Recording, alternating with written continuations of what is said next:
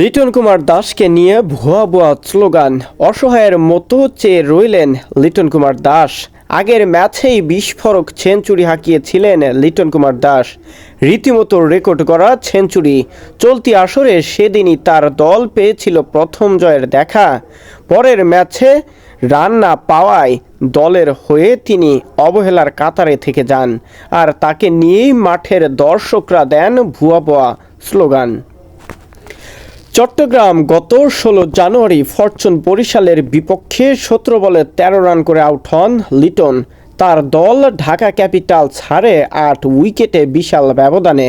সামাজিক যোগাযোগ মাধ্যমে ছড়িয়ে পড়া একটি ভিডিওতে দেখা যায় সীমানার কাছাকাছি ফিল্ডিং করছেন লিটন। গ্যালারি থেকে একদল দর্শক তার নাম ধরে ডাকছেন আর ভুয়া ভুয়া স্লোগান দিচ্ছেন। বাংলার ক্রিকেটে যার অবদান ছিল অনেক, সেই লিটন কুমার দাস এখন যেন অবহেলার পাত্রে পরিণত হয়েছেন দর্শকদের কাছে।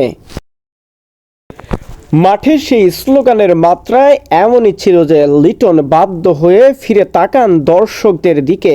না, তিনি কোনো প্রতিক্রিয়া দেখাননি, শুধু অসহায়ের মতো তাকিয়েছিলেন। হয়তো ভাবছিলেন এক ম্যাচ আগেই রেকর্ড করা সেঞ্চুরি এত সহজে ভুলে গেলেন দর্শকরা।